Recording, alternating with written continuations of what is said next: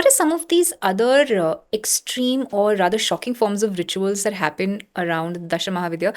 Because two, three instances that I came across was there is animal sacrifice in a lot of Yes. Kali temples. One being Yes. Chamundi, I think, Chamundi in Mysore.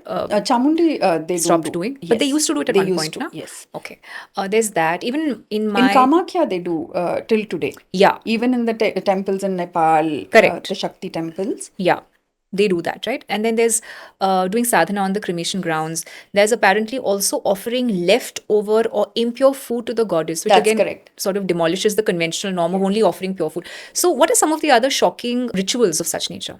So there used to be something called, in the tantric tradition, ritual called Gana Chakra, where it would be like what you would call orgies in modern times, but it was meant to, again, not look at desire from a point of view only of physical passion, but to make it into something more, transcend the physical, actually just go beyond it to a point where it becomes a spiritual experience. So that is something where there would be like all the panchamakaras would be available at that point. So there'd be drink, there would be meat, there'd be like Pakoras. flesh eating, all of that. And with the macabre skulls, and there'd be, all of these orgies going on, and in a chakra, in a circular form, which again we can relate to how Garba is done also in a circular form. So it just shows the cyclical nature of life and death, of the seasons, of harvest, of everything. So again, when we talk of the smashana rituals, it takes us back to Tantra, because Tantra couldn't be practiced in the city limits in those days, because the Vedic people would still be looking and they would look down upon it. So the smashanas were outside. The charnel grounds were outside where people lived. So one could quietly go there and do the tantric rituals. So then that's how it gathered ground. And also remember that smashanas are places of great energy, because it's like energy is leaving the body and energy is lurking around. So if you're able to overcome that one fear of death, if you're then you've transcended pretty much everything there is in life itself. So there's a deeper meaning to all of it. It's not just what we see at the surface level.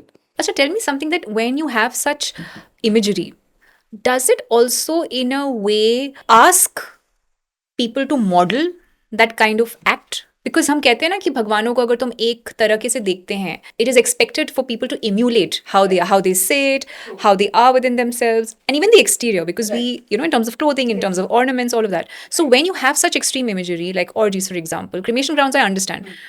This is very extreme sexuality, which is looked down upon in conventional society. And even from the point of view of Runanu Bandhan, कहते हैं ना that you shouldn't be, in our culture, we don't promote dating all that much. Yes. We don't promote a lot of being physically demonstrative, because every time your hand or your body is coming in contact with someone else, is the Runanu Bandha keeps increasing. True. So then why would you have such imagery? It's because the orgies are not with strangers. It's with the one partner who you think of as the other half of you, where the Shiva and the Shakti come together. The Shiva Shaktiyaika Rupini that you become, the one form of Shiva and Shakti, which can be your monogamous partner. It doesn't have to be some stranger. So perhaps the word orgy brought to your mind strangers. It isn't that. It's with the one individual who you are so comfortable with that you can actually make it into something spiritual. But you're using all the other elements of drink or the pleasure of eating flesh and all of those things. The Panchmakaras. What are the Panchmakaras The again? Panchmakaras are, it starts with the alcohol. So it's Madhya, Matsa, which is fish. Then there's Mamsa. Then there is Maithuna, which is the union, the sexual union.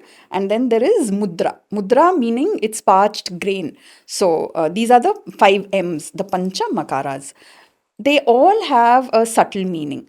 For example, the liquor that we talk of, it could be the soma, it could be the nectar, which brings about a transcendent consciousness.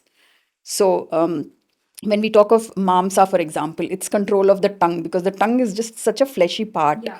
So it's like that. So there are lots of meanings attached to all of this in the tantric tradition. So again, it depends on what lens you're putting on and looking through it. So for some, it could just be, this is just completely irrational. Yeah. It's so like almost antinomian, rebellious, whatever. Yeah.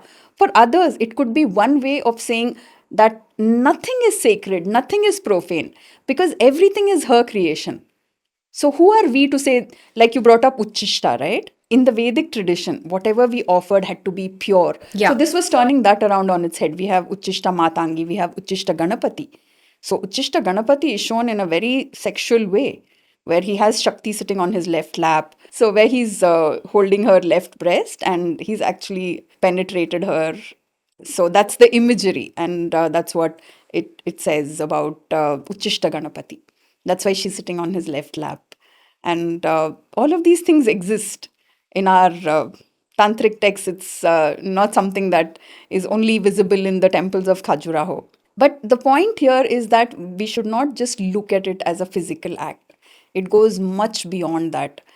It's about saying no transgression is good or bad in itself. That if it is done with a consciousness, with a presence of mind, of devotion, of sadhana, then it becomes an act of prayer. It becomes an act of becoming one with the source. If you enjoyed watching this content, you can watch the full in-depth video on the Body to Being podcast hosted on Shlloka YouTube channel. To continue watching shorter pieces of this content, you can subscribe to Shlloka Clips on YouTube. Don't forget to like this video and follow us on Spotify. Pranam.